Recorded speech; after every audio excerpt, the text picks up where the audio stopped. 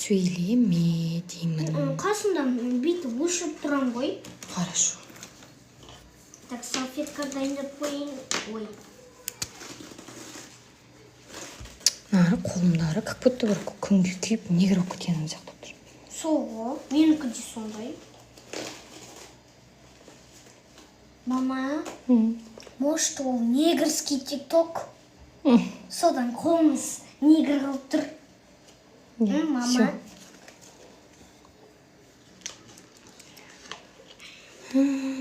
Қазір адамдар кірсін.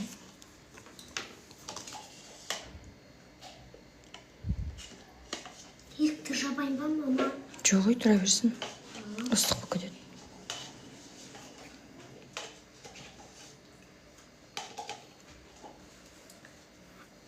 Как же хочется. Чистишь. Ого. В первый раз вижу, как ты, мама, разрешаешь. Ё-моё.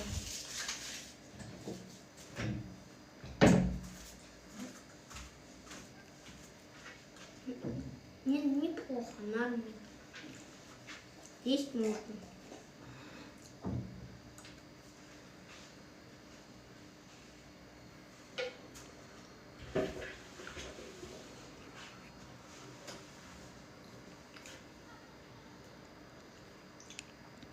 Саламатсыздар ма, қалайсыздар? Курс па дейді. Жоқ, мына жерде прямойда ағылшын сабақ, күндегі өтіп жатқан сабағымызды жалғастырамыз. Так.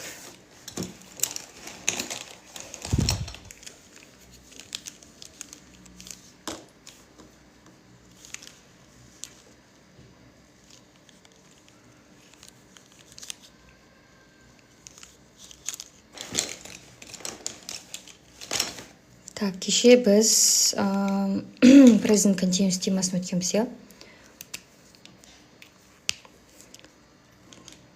Так, қандай тақырып болады дейді. Білмеймін, любой тақырып. Но бірақ желательно ағылшынды енді үйреніп бастап жатқан адамдарға жеңіл болатындай, иә? Так, эфирға лайк басып отырайық, чтобы көптеу адам қосылсын, сосын сабақ бастаймыз, иә? Так. Бұл әйел ағылшын тілін тікелей эфир жақсы үйретеді дейді. Рахмет, Сәуле. Бірақ ағылшынша қалай болады дейді. But қандай тақырып болады бүгін? Сол көреміз, білмеймін. Кеше present simple өткенбіз. Бүгін present continuous па или past па?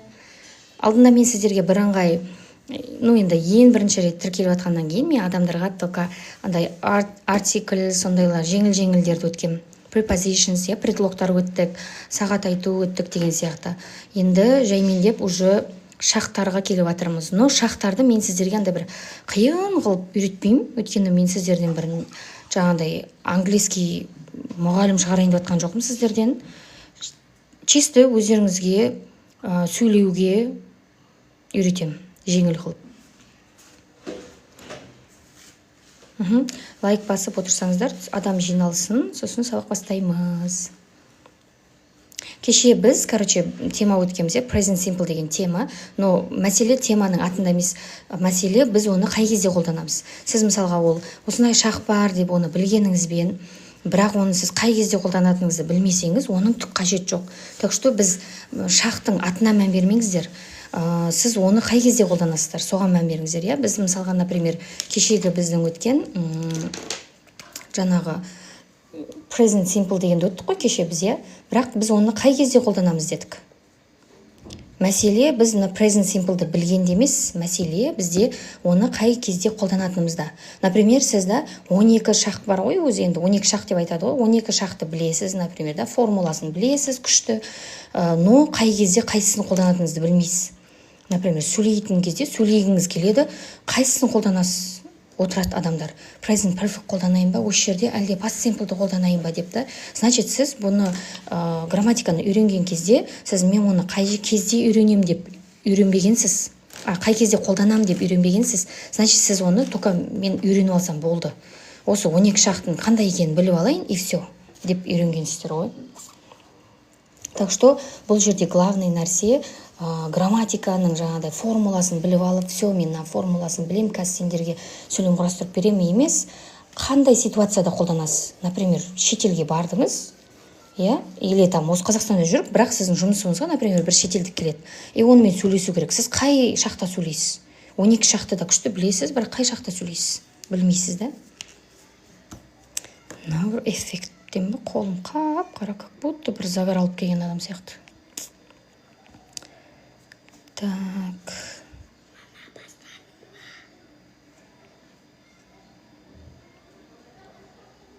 Тоқтамай оқыса, 2 айда, 1 айда 2А B1-ге жетуге бола ма дейді. 2 айда B1 деген бізде pre-intermediate қой. Қайдам, 2 айда сразу pre-intermediate-қа жетуіңіз мүмкін. Сіз грамматикаларды зубрить етіп үйрене бересіз, но vocabulary-ді B1-ға жеткізеді деп ойламаймын.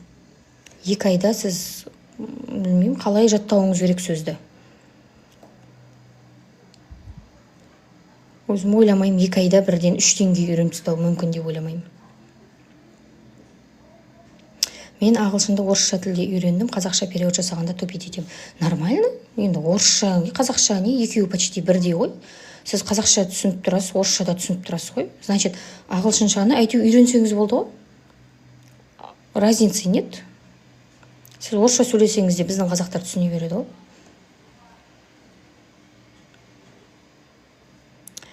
Так, 2А қазіргі деңгейім дейді. Elementary ма деңгейіңіз, Дилназ? Если сіздің деңгейіңіз elementary болса, 1 айда B1-ға жетесіз. Бірақ, но все равно прямо енді жұмыс жасау керек деп ойлаймын. Спикингпен дамыту керек. 4 скилл бар ғой, өзі 4 дағды бар ғой адамда.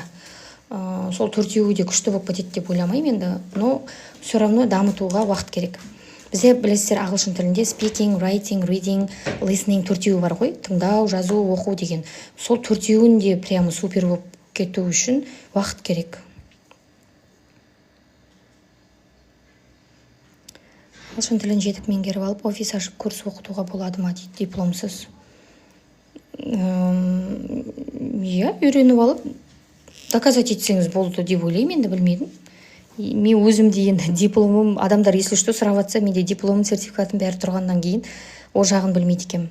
Ну, ойлаймын, бізде, вот, например, мен бұрын курста жұмыс істегенде финансист мамандығын оқыған бала болды, негізі математик, и ол бала ағылшыннан сабақ беретін. Өйткені оның кәдімгі английский свободный тұғын. Так что оған қарайды деп ойламаймын. Если ол адам жақсы түсіндіріп тұрса, если оны адамнан жақсы үйреніп тұрса, почему бы нет?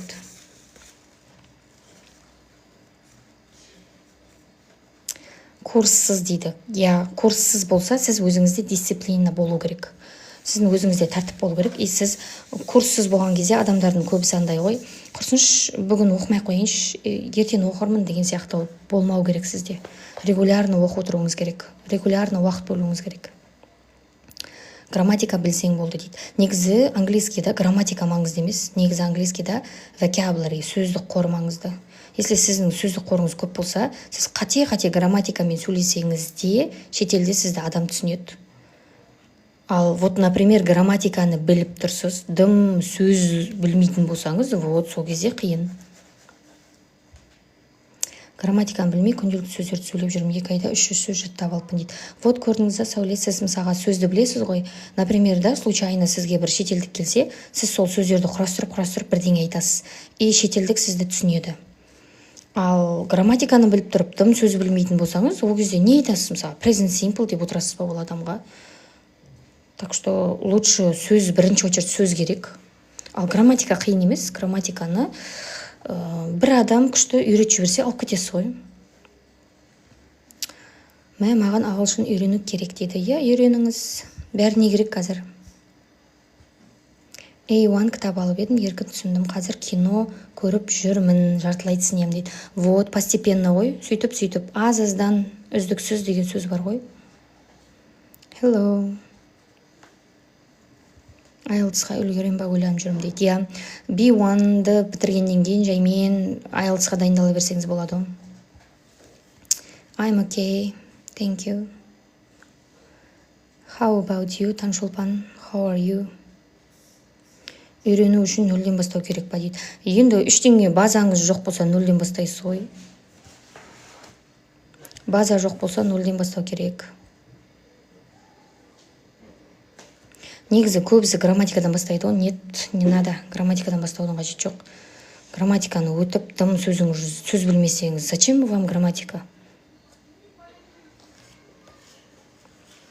Курс қанша теңге дейді. Меруерт маған профильге өтіп сообщениеге жазасыз. Сол жерден жіберемін. Өйткені индивидуальный бар, групповой бар, мини-группа бар. IELTS 6-5 алу үшін B2 болу керек па? Иә. Жоқ дегенде B2 болған жақсы. Сосын сіздер IELTS-ға баратын кезде былай есептеп барыңыздар. Если сізде, например, бізде английскийда beginner, elementary, intermediate деп уровень, 6 уровень бар емес па? Вот сіз соны есептеп барасыз. Мен мысалға уровенім, мысалға 4-ші уровень болса, сізде IELTS-та содан бір уровень төмендеу алуыңыз мүмкін. Балды да, өткені по-любому IELTS қиын не, жаңағыдай тест, и оған барғанда, и сосын бірінші тапсырып атқан адам болса, вообще сасып қорқып қалады. Өткені ол жерде енді 3 сағат шықпайсыз бір кабинетте. 3 сағат тапсырасыз да, и оның өзі адамдарға стресс болады. Так что соны да есептейсіз. Грамматика үйреніп жатқанда сөз қоры көбейеді ғой дейді. Ну, иә, көбейеді. Мысалға, вот, например, маған магистратураға деген келген кісілер көбінесе магистратурада английскийда грамматика келеді ғой. И мен сол кезде судыратып оларға грамматика үйретемін да, өйткені оларға тестте грамматика келеді. И сосын бірақ олар өздері сөздер жаттамайды. Только грамматика келеді деп. И сонымен грамматика біліп шығады. Тесттен өтеді, но сөйлей алмайды дегенде ғой.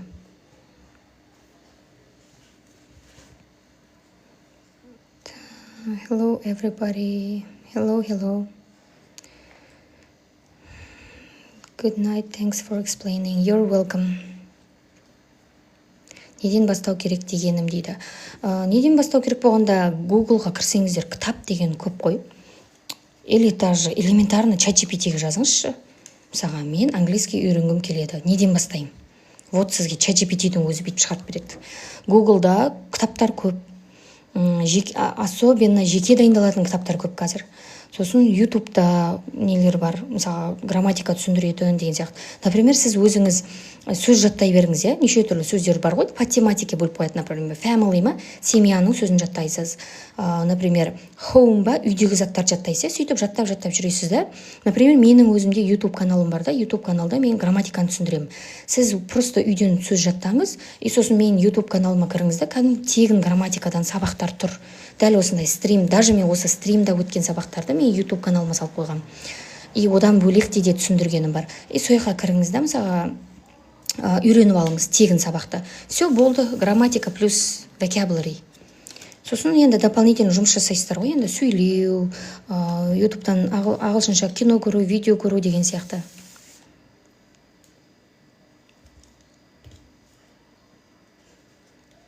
Әйтеуір бір нәрседен бастау керек. Бастамай жата бергені. Could you please suggest me some books for IELTS дейді. IELTS Band деген кітап бар. IELTS Band деп тұрады да, и ол еще бөлінеді. IELTS Band 7 деп тұрады, немесе 8-0 деп тұрады да, осындай. 7 алғысы келгендерге осы кітапқа дайындалады, 8-0 дегендерге мынандай қалып. Осы кітапты интернетке жазсаңыздар шығады, IELTS кітаптар. И ол еще бөлінеді. IELTS Band Writing жазатыны, IELTS Band Speaking, Reading деген сияқты бөлініп тұрады. Осы кітаппен дайындалсаңыз да болады. Macmillan деп жазсаңыздар да, Macmillan деген кітаптар британский не бойынша көп. Так, мен кино көріп ағылшынша үйрендім. Ағылшынша кинолар орысша субтитрмен. Иә, ағылшынша кино көре бергеннің жақсы жері, сіздерде listening бар, тыңдау дамиды. 15 жыл уақытым өтіп кетті, соған қазір өкінем дейді. Енді ештен кеш жақсы дегенде, хоть үйреніп атсыз ғой қазір. Сіздің ағылшын уровень қандай C1 ба? Я, менде уже advanced деңгей, өйткені мен енді ағылшынның маманымын, и мен өзімде 2 дипломым бар, и переводчик английского языка, и преподаватель английского языка.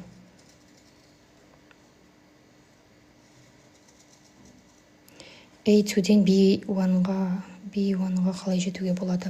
Енді оқисыз, қалай жету керек. Кәдімгі бұрын A2-ді қалай бітірдіңіз, дәл сол темппен оқи бересіз ары қарай. Дәл солай сөздер жаттайсыз, дәл солай listening практика жасайсыз, reading практика жасайсыз. Күнде бөліп қойсаңызшы, мысалға, listeningға не істеймін? Бір ағылшынша подкаст тыңдаймын. Readingға не істеймін? Бір stories оқимын ағылшынша. Или там бір шағын бір 50 беттік кітапты оқып тастаймын. Speakingға не істеймін? Мынандай специальный бір сұрақтар тұрады, сұрақтарға жауап беремін. Мысалы, writingға не істеймін? Күнделікті не істегенімді жазамын деген сияқты 4 дағды бар ғой. Соны бүйтіп істеп қойыңыз, күнде цель қойып қойыңыз өзіңізге. 10 минут readingға арнаймын, 10 минут writingға арнаймын, жазуға деген сияқты қылып. Сонымен сөйтіп 40 минут бөлсеңіз де болады ғой.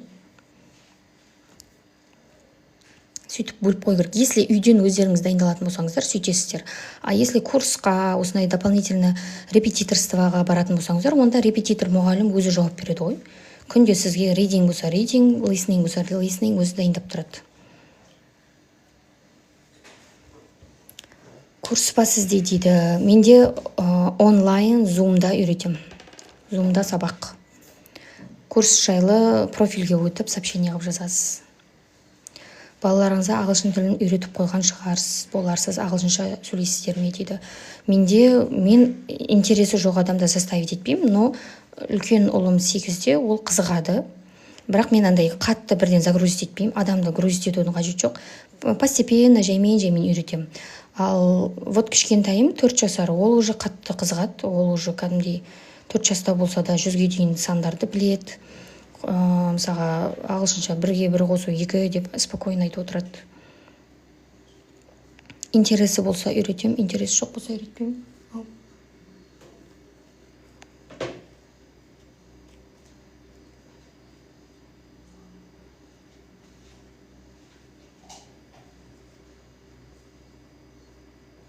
Апай, кітап оқың дейді.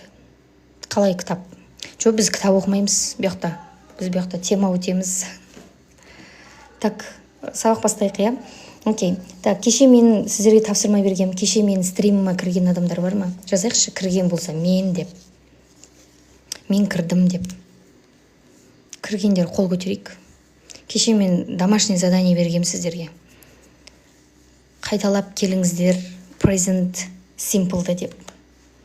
Вот мен дейді. Кеше менің стриміма кірген адамдар қол көтерейік. Мен кеше домашний задание бергем сіздерге. 2 жастағы ұлым маған күледі, мама сенің акценттің ужасный деп. Акцентте тұрған ештеңе жоқ, акцент любой адамдар бар. Мысалға, біздің қазақтар орысша сөйлеген кезде де акцент болады. Ол даже шетелде, мысалға, мен өзім work and travel мен шетелде жұмыс істеп келгем, Америкада. Ояқта акцентке ешкім күлмейді. Біздің қазақтар ғой ол күлетін. Америкада, наоборот, сен ағылшынша сөйлеп тұрсаң, олар ойбай, молодец деп қуанады. Сөйлеп тұрсың ғой сен деп ше. Ояқта ешкім күлмейді. Ол біздің қазақтардың понятиесі ше. Акценті болса күледі. Неге күледі ол? Өзінің тілі емес қой. Өзінің тілінде сөйлей алмай тұрған емес. Қайта ол басқа тілді білетініне қуану керек қой. Кеш шығады екенсіз дейді. Я, енді өкінішке орай кеш шығып қалдым. Кеше негізі ертерек шыққам, бүгін кеш. Тегін ба, маған да үйретші дейді. Осы жерде ма? Тегін. Осы жерде отырсаңыз күнде тегін.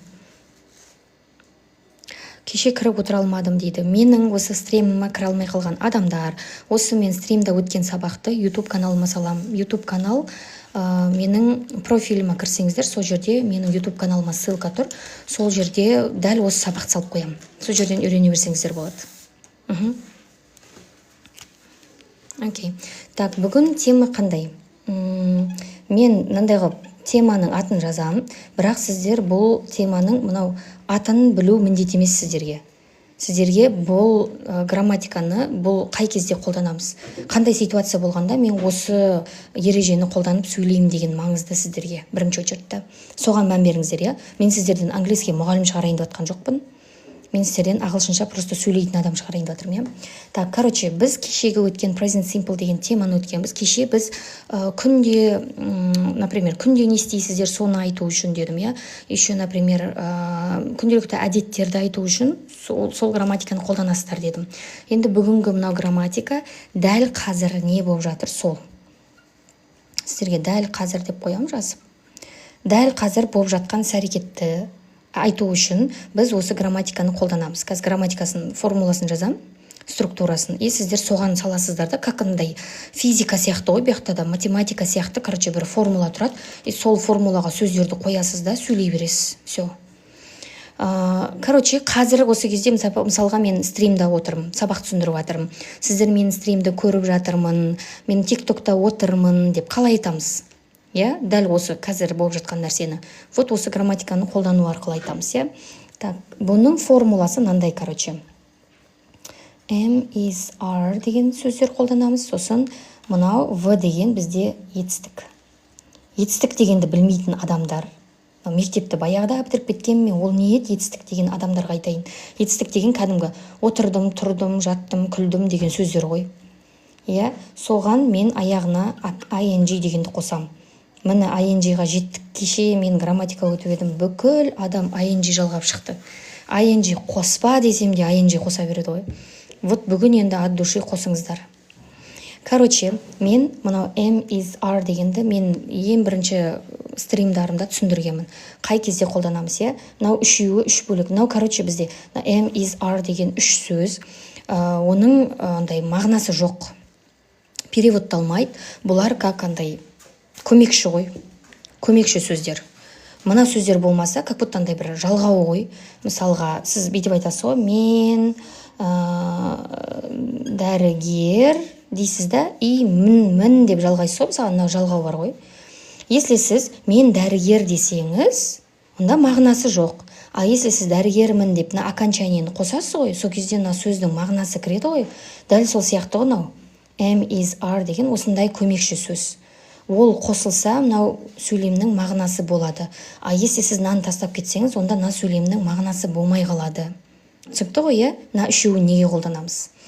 Так, енді түсіндірейін, кеттік. Ал енді дәл қазір мен мысалға сабақ түсіндіріп жатырмын, мен сабақ оқып жатырмын, мен тамақ істеп жатырмын, мен прогулкада жүрмін деп қалай айтамыз?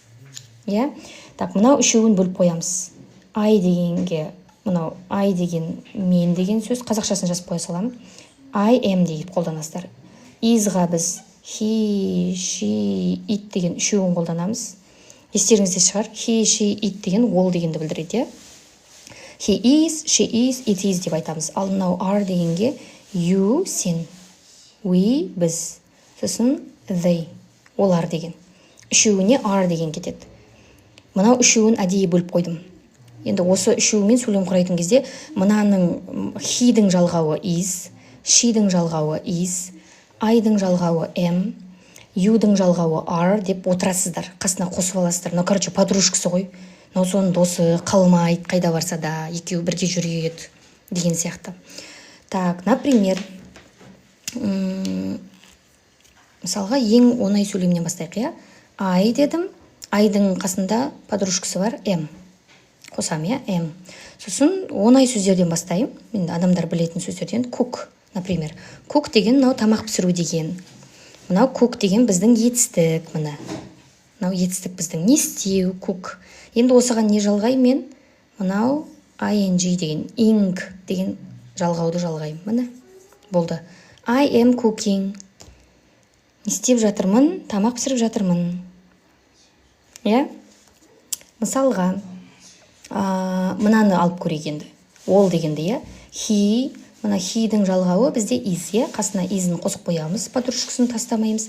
He is дейміз да, например, қандай сөз жасайын? Оқу деген бізде read, read деген оқу, и соған мен мынандай жалғау жалғайым. Reading, болды.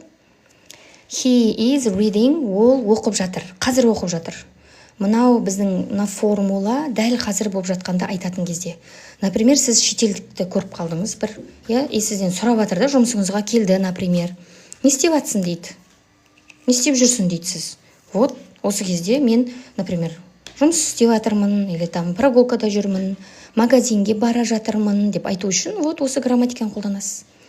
Мына present continuous деген атына мән бермеңіз, сіз мына формуланы қай кезде қолданам, қандай ситуацияда қолданам, соған мән беріңіздер, Мен мысалға шетелге бардым, мына ing дегенді қай кезде жалғап айтам мен. соған мән беріңіздер сөйлеп жатқан кезде. I am cooking дедік, иә. He is reading дедік.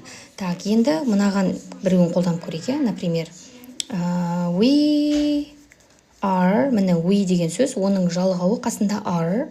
Не істеп жатырмыз біз?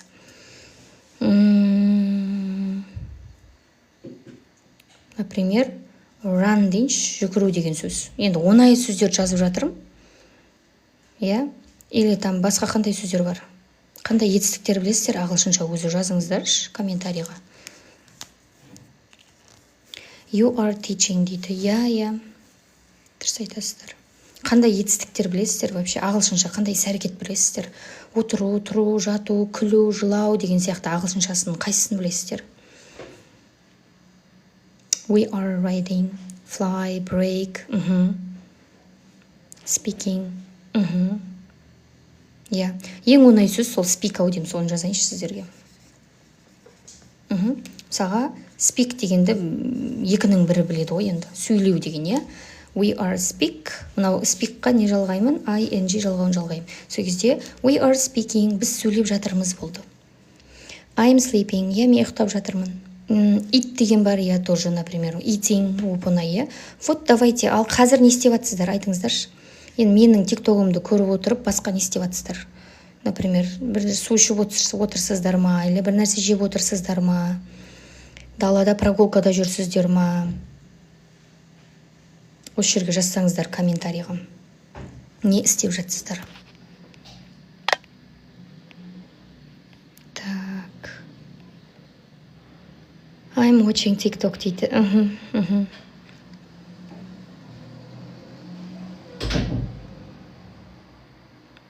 Осылай үйренсең долго, лучше кітап оқып, кино дұрыс дейді. Иә, кітап, кино обязательно қосыңыз.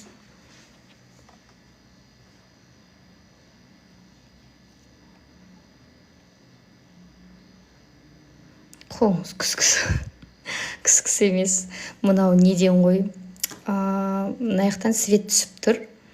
И үйдің өзінің жарығы бар, сонымен қолым, как будто бір қап-қара болып тұр. Негрдің қолы сияқты болып тұр. Неден ғой? Освещениеден. Қолға қарайтын адам қолға қарайды, ағылшын үйренем деген ағылшынға қарайды дегенде ғой.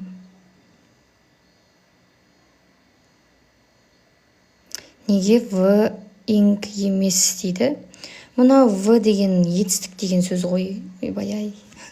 Короче, мына жердегі в деген сөз, ол мына verb деген сөздің қысқарған түрі ғой. Сосын ағылшында оны в деп қояды. Ешкім мынаны verb деп жазып отпайды да.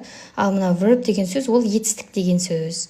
Етістік деген жаңағы отыр, тұр, жүр, жатты, оқыды деген сөздер ғой. И соған сіз мынандай окончание жалғайсыз. Мысалға сол етістікке мынандай жалғау жалғайсыз. Ингі деген. Түсінікті ғой?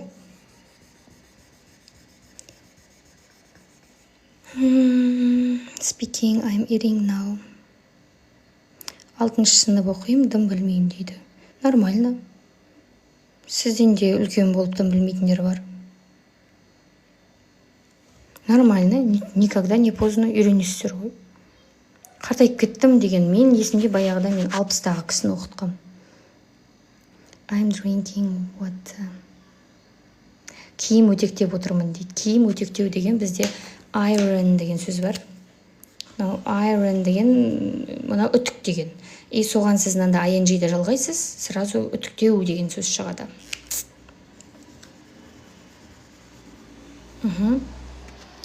I'm washing dishes, yeah. I'm learning English with you. Very good. I'm sitting. I'm watching TikTok. Деңгейді қалай нақтылауға болады? Нақтылау деген қалай? Анықтау ма? Уровеньді анықтау ма? Уровеньді анықтау оп-оңай. Уровеньді ютубта любой... ютуб деппін ғой. Гуглға жазасыз уровень. Определение уровня английского языка деп жазсаңыз, орысша жазыңыз енді. Ағылшынша айтсам білмей қалатын шығарсыздар. Сөйтіп жазасыз, сол кезде сол жерден онлайн или PDF форматта тесттер шығады. Сол тестті тапсырасыз, сосын соңында нешеден неше балл алдың деп шығады. но бірақ енді ол тест негізі ол письменный ғой. Ал бізде уровеньді қалай анықтайды адам? Жазғанын анықтайды, сөйлегенін анықтайды. Өйткені адамдар грамматиканы күшті біліп, бірақ сөйлеуі 0 болуы мүмкін. Грамматиканы күшті біліп тұрып, тестті жасайды да, бірақ дым сөйлей алмайтын адамдар бар. Так что лучше уровеньді анықтайтын нәрсе негізі IELTS ғой. IELTS бар адам болса, сіздер ол кісіге уже ағылшынға оқуға барыңыздар. Өйткені IELTS бар адам, ол уже өзінің уровенін доказать еткен адам. Мен английский білем деп. Өйткені IELTS ол и тыңдауды, и оқуды, и сөйлеуді барлығын тексереді. Так что желательно мұғалімде IELTS болған жақсы, чтобы вам доказал. Етістік это глагол дейді, я.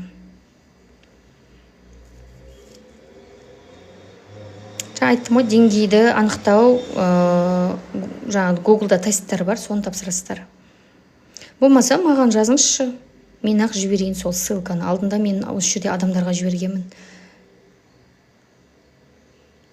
VED-де только ED-ді аласыңдар дейді. ED жоқ бұл жерде, біз ING өтіп жатырмыз, я?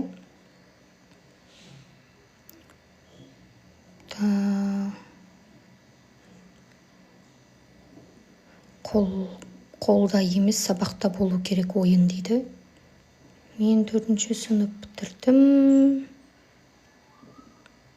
Барлығын 5 бітірдім, мақтау қағазын бер дейді. Молодец. Speaking Club бар ма сізде дейді.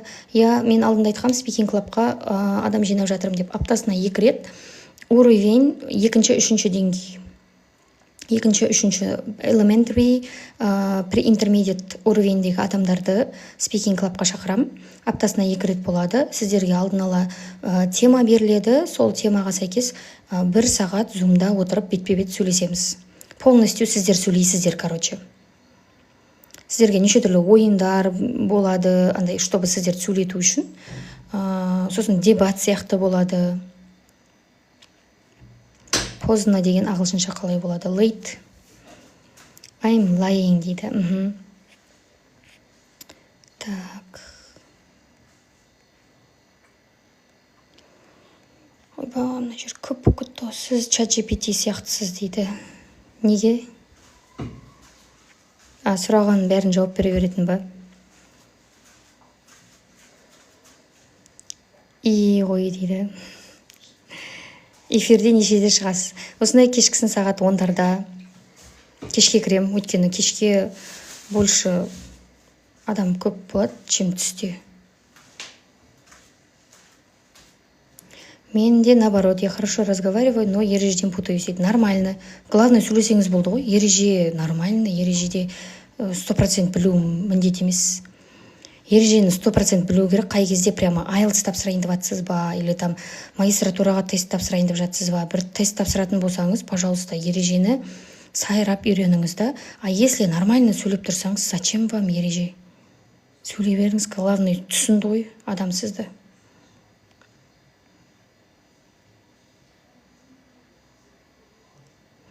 Сөйлеу үшін фильмді тоқтатып отырып қайталап көрген дұрыс. Я shadowing деген методика ғой. Shadowing деген методика бар ағылшынша. Любой бір ютубтан видеоны или там киноны көресіздер ғой, и ана адам айтады ғой, и сіз соның артынан қайталайсыз. Болмаса өлең айтуға болады. Өлеңде де сондай. Өлеңді тыңдайсыз, и соны артынан қайталайсыз.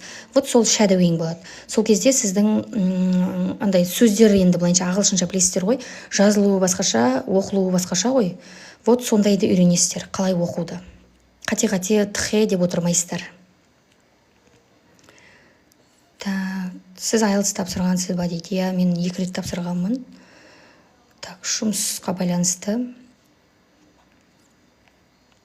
Курсыңыз қанша дейді. Курс жайлы профильге өтіп сообщениеге жазасыздар, я. Speaking Club жайында профильге өтіп сообщениеге жазасыздар ғой. Сол жақта полностью информацияны берем. Бірақ көп адам жинамайым, өйткені качество кетеді. Максимум группада бір 5 қана адам жинаймау, чтобы бәрі сөйлеп, качествосы жақсы болу үшін. Өйткені одан көп жинасам, олар сөйлеп үлгермей қалады.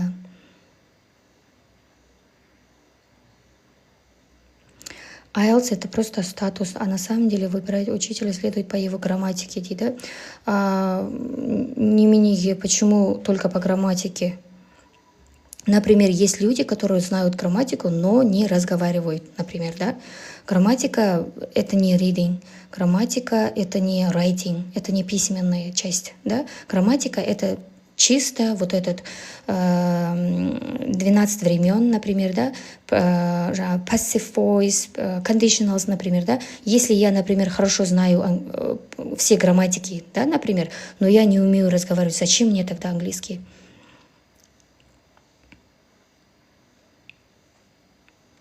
Мен IELTS 2 рет тапсырғанмын өзім. Қазір өтіп жатқан present continuous, қазір болып жатқан іс-әрекеттерді айтамыз. Мен ережелерді күшті білем, бірақ сөйлей алмаймын. Вот, көрдіңіздер ма? Ережені білгеніңізден не пайда, если сіз английский сөйлей алмасаңыз. Так что сол ғой мен айтып тұрған. Бірінші, ережелерді жатқа білу қажет жоқ, сөйлеу керек та. И қатемен сөйлей беру керек. Өйткені сіздер ана ережеге зацикливаться етіп қалғансыздар ғой. Мен қазір сөйлеп атсам, ережеге сәйкес келе ма деп отырасыздар.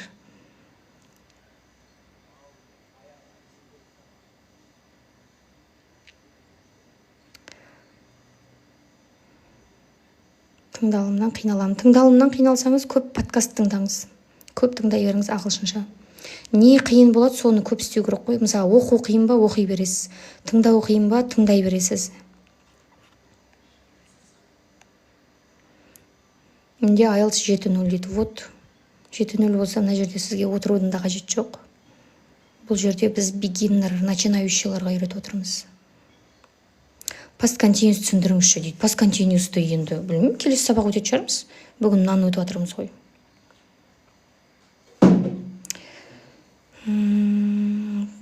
Ағылшынның қазақ тілдегідей қаншама ереже жоқ дейді. Жоқ, просто ағылшында ереже көп ояқта да. Просто сіз до конца бетіп advancedқа дейін оқысаңыздар, ереже жетеді ояқта. Просто оның барлығы өмірде керек емес. Өмірде керек нәрсе бар, керек емес нәрсе бар. Окей, так, кеттік, давайте. I am cooking, he is reading, we are speaking дейді қой. Нау қазір сіздердің істеп жатқан іс-әрекеттеріңізде, нау осы кезде істеп жатырық. Біз осы кезде істеп жатырмын деген кезде айтамыз, мен қазір пісіріп жатырмын, мен қазір оқып жатырмын деп. И мен қазір істеп жатқан жоқпын деп қалай айтамыз. Дәл осыған мына жеріне not қоса саласыздар, болды, все. Оп-оңай. Not и мына жерге де not. Все. I am not cooking, мен тамақ пісіріп жатқан жоқпын. He is not reading, ол оқып жатқан жоқ. We are not speaking, все, болды. Көрдіңіздер ма? Оп-оңай. Бір сөзді қоса саламыз. Not қойып шықтыңыздар. Так, ал енді сен не істеп жатсың деп сұраймыз, мысалға, или сен тамақ істеп жатсың ба, ол оқып жатыр ма деп осы кезде не істеп жатқанын сұрауымыз керек, и ол кезде ол да тоже оп-оңай, дәл осы грамматика бойынша. Мына сөздер бар ғой жаңағы am, is, are деген. Осы үш сөзді мынаның алдына шығарып жібересіз. Все. Болды. Осымен айтасыздар. Бірақ енді нотты алып тастаңыздар ол кезде. Нотты қоспайсыздар. Мынаны алып тастайын. Сонымен сұрақ шығады міне. Например, is he reading? Ол оқып жатыр ма деген. Так, не қабип шығысайын. Например, мына is-ді алдына шығарып жіберсеңіз, осындай сұрақ шығады. Is he reading? Так, ол оқып жатыр ма деген сұрақ шығады. Например, are they, мына are дегенді алдына шығардым, мынаның алдына. Are they, например, speaking? Олар сөйлеп жатыр ма? Дәл қазір. Дәл қазір не істеп жатыр деген болады. Например, are you studying? Сен оқып жатсың ба?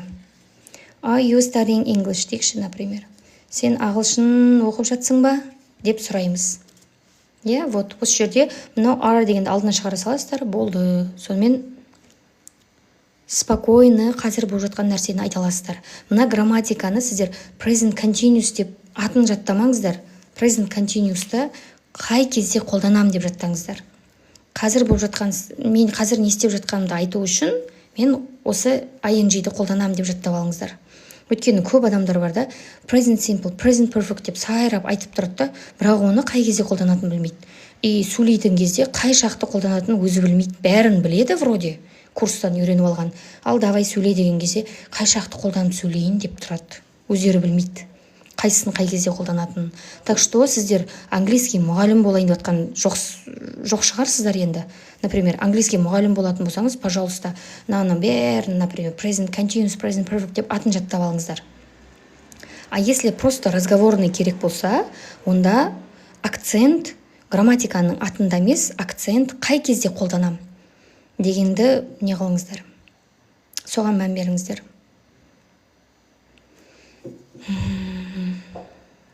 Окей, сонымен болды. Present continuous осындай оп-оңай. Дым қиын емес.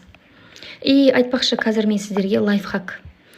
Осы грамматиканы табудың лайфхагы. Например, қанша уақытта толық үйренуге болады дейді. Толық үйренуге, pre-intermediate уровеньде адам жаймен өзінің ойын айтады ғой. Өзінің ойындағысын айта алады ағылшынша. Pre-intermediate деген 3-ші уровень. Курс айына қанша дейді. Курс айында профильге өтіңіз, сол жерде сообщение деген жер бар, сол жерге жазасыз, сояқтан жіберемін. Өйткені индивидуальный бар, там групповой бар. Надо уметь чувствовать, когда разговариваешь на английском. Вот. Надо уметь чувствовать, а не запоминать.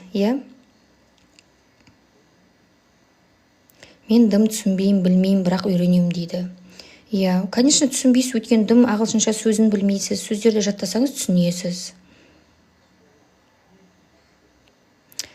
Сөздік жаттау қиын, не істеу керек дейді. Сөздік жаттаған кезде сіздер тупы әшейін, мысалға, менің целім бүгін 10 сөз жаттау деп жаттамаңыздар. Ол сөзді нужно с чем-то связывать, бір нәрсемен байланыстыру керек ол сөзді, чтобы ол сіздің есіңізде қалу үшін. Например, менің курсымда біз оқушылармен текст талқылаймыз. Например, бүгін технология, гаджет деген текст болса, соның ішінде бір жоқ дегенде 15 сөз тұрады. И біз сол текстті талқылаймыз, например, про технологию оқимыз да ананы. И соның ішінде новый сөздерді мен айтам оқушыма. Мынандай жаңа сөздер деймін. И келесі жолы келген кезде ана оқушым біліп тұрады. Ол сөзді ол сөзді бір текстпен байланыстырып тұрады. Біз алдында текстте оқып едік қой, осындай жерінде келіп еді ғой деп біліп тұрады да. А если сіз просто 15 сөз жаттап алдыңыз, например, стол, парта деп, ол сіздің есіңізде қалмайды, өйткені ол ештеңемен байланысып тұрған жоқ қой. Например, сіздерде бір баяғы Қытай кезіңіздегі бір нәрселер есіңізде қалады ғой. И сол кезде сіздер қалай есіңізде қалады? Айтасыздар ғой, мысалы, сол кезде жылап едім, Қытай кезімде қатты қуанып едім, ойыншық бергенде дейсіздер ғой. Неге? Өйткені сіздің есіңізде сол бір нәрсемен байланысып қалып тұр да, бір эмоциямен ше. Сондай сияқты ғой, сөзді жаттаған кезде де английскийді бір нәрсемен байланыстыру керек. Менің өзімде де әлі күнге дейін андай тексттерді оқимын ғой. Например, ғылыми бір тексттерді оқыған кезде, вот ішіндегі сөздерді сол текстпен байланыстырам. И сосын мен есіме түсірем. Так, мен андай туралы оқып едім ғой, сол жерде осындай сөз бар еді ғой, значит, ол мынандай мағынаны білдіреді деп. Түсінікті ғой, сөйтіп жаттау керек. Тупо әшейін отырып алып, мен осы айда 300 сөз жаттаймын деген болмайды. Если ол ештеңемен байланыспаса, сіздің есіңізде қалмайды. Қазір Англияда жүрім, дым түсінбеймін, хотя түсіну үшін қалай жасау керек дейді. Англияда жүрсеңіз, ойбай жаным, айналаңыздың бәрі ағылшын ғой, сөйлей берсеңізші дегенде қолыңызға переводчик алыңыз да, разговорник деген бар ғой, білесіздер ме? Мынандай кітап бар ғой, разговорник, английский разговорник деген. Ішінде, например, where are you, қайдасың, where are you from, қай қаладансың деген сияқты сөздер бар ғой. Сол фразамен сөйлей берсеңізші қасыңыздағы адамдарға. И сосын сол фразаны айта бергеннен кейін сіздің есіңізде қалады ғой. Тоқтай тұрыңызшы дейді. Не, қақа кетіп баратырық? Тоқтай тұрыңызшы дейді. Pre-intermediate деген қандай деңгей? Pre-intermediate деген 3-ші деңгей. Beginner бар, 0 кәдімгі. с нуля үйренетін. Одан кейін elementary бар, екеуінің ортасындағы. Ну, более-менее elementary. Сосын pre-intermediate деген үшінші уровень бар. Beginner'да сіз прямо кәдімгі нөлден бастап ағылшынмен танысасыз. Elementary'да шамалы сіз мынау стол, мынау парта, мынау қыз деген бүйтіп айтып үйренесіз. Ал уже pre-intermediateға келгенде сіз шамалы өзіңіздің ойыңызды айтасыз. Например, что вы думаете про гаджет деген сияқты қылып сұрақ қойса, сіз я думаю деп уже жаймен жауап бере бересіз. Мен қазір потом кірем 10 минут дейді. Отырып сізді күтеді екенбіз, иә, осы жерде. Сіздік жаттасаң, адамдармен араласасын, иә. Ештеңе деген ағылшынша қалай дейді? Nothing. What are you doing? I'm explaining. Так. 5 жасар бала сияқты дейді кім? Ережелерді оқушылар білмейді, ұмытып кетеді. Ереженің қажет жоқ. Ережемен түсіндірмеу керек. Бірінші балаға особенно ше. Үлкен адамға да ережемен түсіндірудің қажет жоқ. Бірінші сөз, текст оқи беру керек. Бір нәрселерді шағын болса да, бір есте қалатын нәрселерді оқу керек. Thanks for your free English lessons. You're welcome. Сауатсыз қазақтарда ереже білмесе де, Тұржан дұрыс айтасыз, ереже білмесе де сөйлей алады ғой дейді. Жоқ, ол мақсат ереже білмесе де дегенде, например, мектеп бітіргеннен, например, 50 жыл болып кеткен адамдар бар, например, оларға зат есім деген не десең, олар білмейді. Бірақ өзі сөйлеп тұр қазақша. Ол элементарный нәрсе ғой. Ағылшындарға да андай бететті, андай не жасайды ғой, опрос жасайды ғой, ютубта, андай нелерде, тиктокта видеолар тарап кетті ғой. Ағылшындардан сұрайды да, present continuous деген не дейді да, аналар ол не деп білмейді да. Енді нормально, олар баяғыда оқыған кітап кезінде сосын ұмытып қалған ғой. Менен де қазір сұраңыздар, шылау деген не десе мен де білмеймін. Өйткені мен өмірімде шылау деген мынау деп үйретіп отпаймын ғой.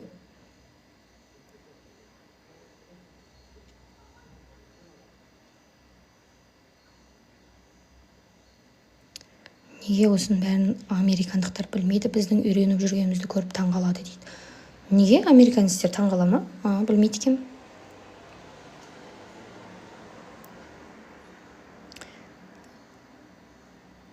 Мен 4 ай бардым, сөздіктерді білем, бірақ сөйлем құрай алмаймын дейді.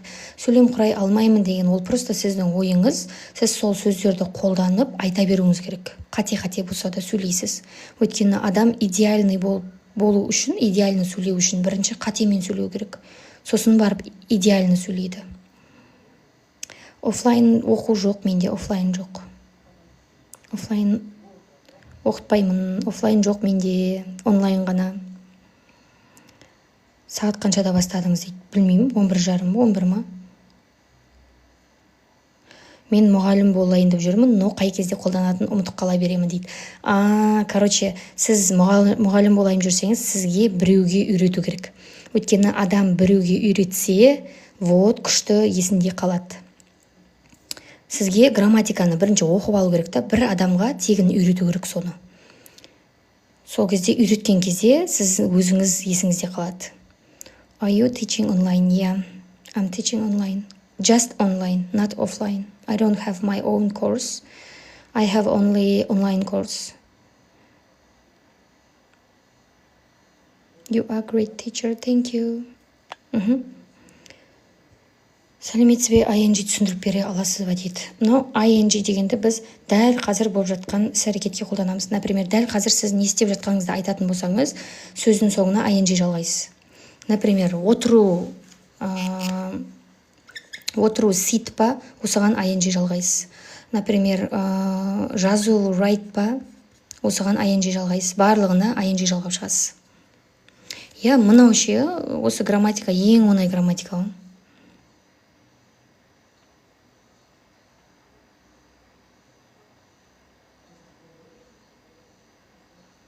Да, де, тати деген ережелер білмейміз ғой. Сөйлемде ойланбай пайдаланамыз. Дұрыс айтасыз. Ережесін білмейміз, бірақ сөйлеп жатырмыз. Gadgets are great if you know when to use.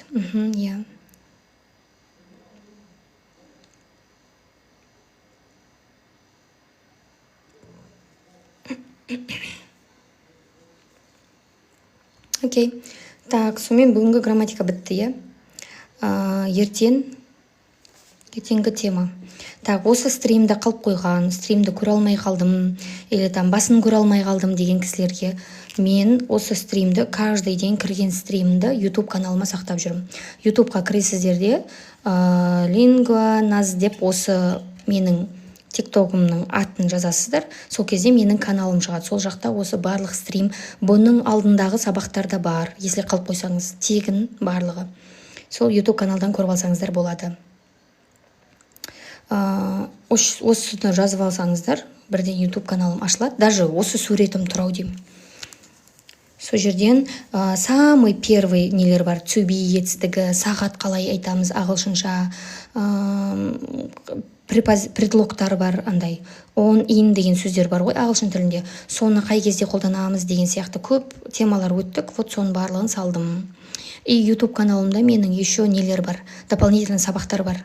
Кәдімгі с нуля үйренем деген кісілерге мен баяғыдан бері YouTubeға видео салатынмын. Ішінде примерно 130-дай видео бар. Сояқтан көрсеңіздер болады. I know you дейді. Я сөйтіп YouTube'тан да үйрене беріңіздер. Осы стримді да сояққа салам, сояқтан көрсеңіздер болады. Күндегі сабақтарды.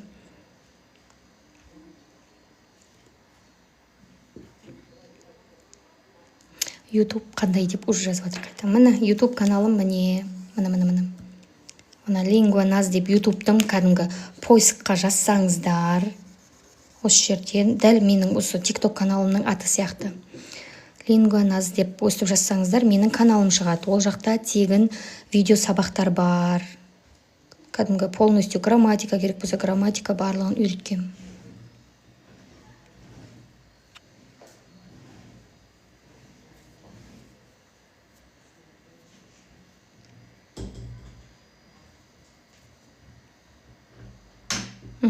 Окей. Так, бүгінгі сабақты түсіндік деп ойлаймын, иә.